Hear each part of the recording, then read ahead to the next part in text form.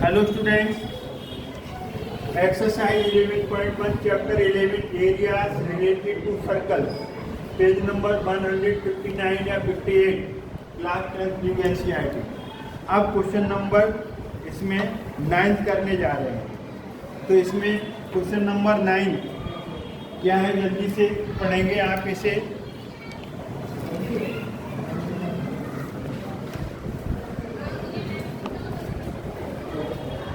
A brooch is made with silver wire in the form of a circle with diameter 35 mm.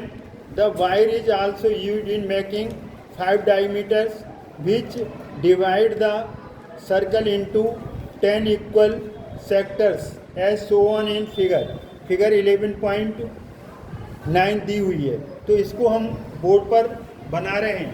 तो कैसे हैं ज़रा ध्यान से देखिए। A brooch is made with silver wire in the form of a circle। एक circle है, ये सर्कल है यहाँ पर देखिए, और इसका इस सर्कल से क्या बनाया गया है, बोलो क्या बनाया गया है, ब्रूच। अब इसे कैसे बनाया गया है, वायर से, in the form of a circle. Diameter कितना है बोलो, 35 मिलीमीटर। रेडियस कितना आ जाएगा, 35.2 आधा, इसका आधा। समझ में आया। अब यहाँ पर ये गिवन हो गया, क्या हो गया, ये गिवन। तो गिवन हो गया, डायमीटर डबल होता है रेडियस का, रेडियस निकालना है तो आप कर 35। The wire is also making 5 diameter. कितने डायमीटर्स हैं, 5। जैसे आपका साइकिल व्हील होता है ना, साइकिल में वायर लगे रहती है ना, स्टिक्स लगी रहती हैं, तो इसमें कितने डायमीटर है बोलो, 10। और डायमीटर कहाँ से होकर के जाएगा, सेंटर। एक हो गया, 2 हो गए, 3 हो गए, 4 हो गए, 5 हो गए। कितने डायमीटर हो गए, 5 डायमीटर हो गए। 5 डायमीटर हो गए तो रेडियस कितने हो गए, 10।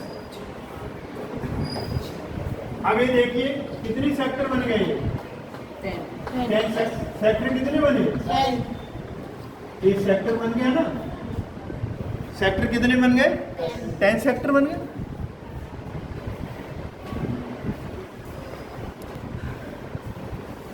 आपने देखा जैसे मोटरसाइकिल का पहिया, साइकिल का पहिया, उसमें जो वायर्स लगे होते हैं ना, ताने, वो क्या होती हैं, रेडियस होती है कि नहीं।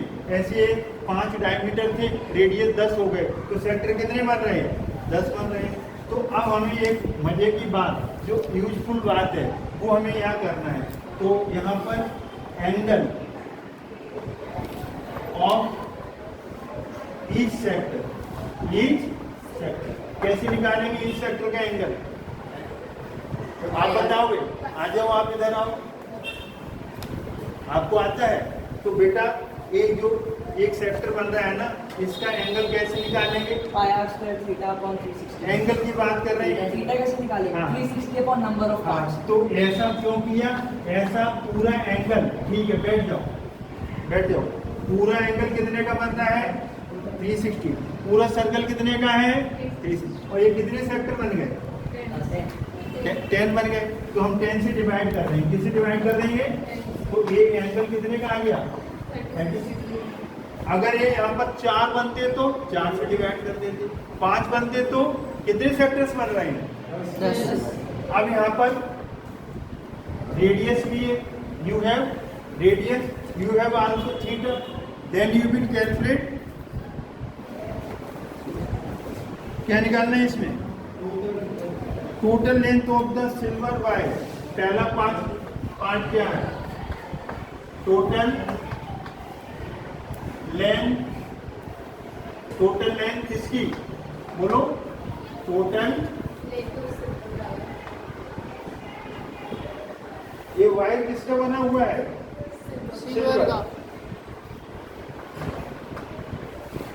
Silver wire. Total length of silver wire कौन बताएगा कि इसमें कौन सा फॉर्मूला यूज होगा कि टोटल सिल्वर वायर कितनी यूज हुई है, आप बताओगे। कैसे बताओगे? और कोई बता सकता है? नहीं। हाँ बोलिए आप कैसे? पेरीमीटर प्लस 5 हाँ, डायमीटर। पेरीमीटर मतलब जिसे आप बोलते हैं ना साइकिल की रिम, मोटरसाइकिल की रिम, तो पहले तो रिम बना लो। तो रिम कैसे बनेगी? Circumference of a circle, circumference of a perimeter बन गई, गोल चक्कर बन गया ना, गोल सर्कल बन गया, रिम बन गई रिम। अब इसमें 5 डायमीटर है, नहीं कितना तार लगेगा, कितना वायर लगेगा, सिल्वर वायर, 5 तो डायमीटर। देखो यहाँ पर 5 कौन से हैं? D1, D2, D3, D4 और D। नहीं आ रहा समझ? डायमीटर कहाँ सेंटर से होकर के जाता है, वही तो डायमीटर होता है, यहाँ वो ले लिया। रेडियस 10 है डायमीटर, तो कितना तार लगेगा? Circumference of a circle 2 pi r बोल दो या pi d. Circumference of circle, देखो circumference of a circle 2 pi r भी चलेगा, और क्या चलेगा? पाई पाई भी चलेगा। जब आपका क्या है बोलो, डायमीटर दिया है तो पाई डी लगा दो, डायमीटर दिया है तो पाई डी लगा लगा दो। दो। तो यहाँ पर पाई डी चला दे, बोलो पाई डी चला दे कि नहीं? और 5 डी। अब पाई इसमें कोई स्पेशल है? नहीं। तो 22 अपॉन डी, डायमीटर तो दिया है 35, 5 डी डायमीटर कितना है? 35। 7 5 या 35, 5 दूनी 10, 5 2 या 10, 5 2 या 110, और ये कितना आएगा? 175। अब इसे 0.58285 मीटर, एरिया नहीं है, मिलीमीटर है तो मिलीमीटर लगा दो, या मिलीमीटर है मिलीमीटर, मीटर का 1000वां भाग, मिलीमीटर बहुत छोटा होता है मिलीमीटर। समझ में आ गया? ये तो क्या लगाया आपने? 1 डी, बोलो 1 डी, 2 डी, 3 डी, 4 डी, कितने डायमीटर लग गए? तो इतना तार चाहिए 5 डी, और एक क्या बन गया? एक क्या बना? पेरीमीटर, सरकमफ्रेंस हो गया। तो ये फर्स्ट पार्ट आ गया। सेकंड पार्ट में कुछ ऐसा कह रहे हैं, क्या कह रहे हैं ऐसा बोलो? सेकंड पार्ट में कुछ ऐसा कह रहे हैं, ओ भगवान क्या कह रहे हैं? पानी पी ले जरा, गला सूख रहा है।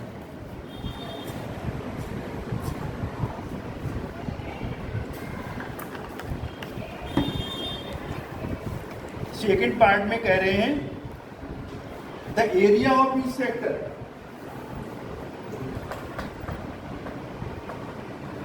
एरिया ऑफ बोलो ईच सेक्टर।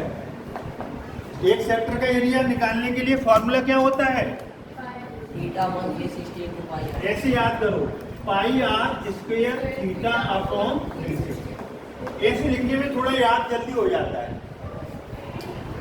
पाई आर स्क्वायर क्या है? एरिया ऑफ द सर्कल, और कितना एंगल ले रहे हैं? थीटा अपॉन 360, जितना एंगल यूज हो रहा है। देखेंगे अब आप, pi is 20 upon 7, r 35 upon 35 यहाँ पर देख रहे हो ना, रेडियस आ रहा है ना, यह 35 मत लिखना, रेडियस यूज हो रहा है, और रेडियस कितना है? हाफ, किसका? डायमीटर का, 35 अपॉन। 2 बार लिखिए, पाई आर स्क्वायर, पाई की आर स्क्वायर की वैल्यू, थीटा कितना है जल्दी बोलो? थीटा 36, और नीचे भी तो आएगा 360। वेरी गॉट इट, बोलो रेडियस 35/2, रेडियस 35/2, पाई 22/7, थीटा 36, और फार्मूला का बड़े इत्मीनान के साथ 7 5 जा 2 से काटो 11, और फिर 36 बन जा 36, यहाँ तक समझ में आ गया? 5 2 जा 5 7, यहाँ तक इज इट क्लियर? बोलो 11 5 जा 55, 2 2 जा मिलीमीटर। चाहो तो आप पॉइंट में यहाँ पर देखो, कहीं गलती थोड़ी सी हो रही है, रुक जाओ। 11 5 या 55, ठीक है। बचा 7, तो 7 को भी साथ ले लो, तो 7 को साथ में ले लो। 385 मल्टीप्लाई करोगे तो 4 मिलीमीटर। आप चाहो तो इसे मिक्स में बदल लो, आप चाहो तो डेसिमल में बदल लो। तो जब आप इसे डिवाइड करोगे तो डिवाइड करने से 385 को 4 से डिवाइड करो तो ये आपका आ जाएगा 96.25 मिलीमीटर स्क्वायर। 385 है ना, 385 को डिवाइड करना तो आता होगा ना। 4 9 जा 36, 38 में से 36 या तो 2 5 4 6 या 24, फिर यहाँ क्या बचेगा 1.42 या 8, फिर 2 बचेगा 4 5, तो ये आ जाएगा आई थिंक। डोंट वरी, ये आपका फुल एंड फाइनल आंसर है। तो ये समझ में आ गया। एंगल निकालना थोड़ा डिफिकल्ट था। तो कितने सेक्टर बने थे 10। पूरा एंगल सर्कल का कितने का बनता है 360 का। 360 को 10 से डिवाइड कर दिया, एंगल थीटा आ गया 36 डिग्री। फिर आपने लेंथ ऑफ द वायर कितना ये हुआ, कितने डायमीटर है 5, तो 5 डायमीटर और एक चक्कर। चक्कर का मतलब सरकमफ्रेंस, इतना तार लगेगा ना। गोल चक्कर बनाओगे 5D, 5 वो लगाओगे डायमीटर 5D, वैल्यू पुट कर दी। और एरिया ऑफ ईच सेक्टर, एक सेक्टर का एरिया पूछ रहा है, pi r square theta upon value आ गई। आई होप कि आपको समझ में आया होगा। अगर आपके समझ में आया है तो वीडियो वॉच करें अच्छी तरीके से, हर स्टेप को समझें कि एक स्टेप के बाद दूसरा स्टेप कैसे आया है।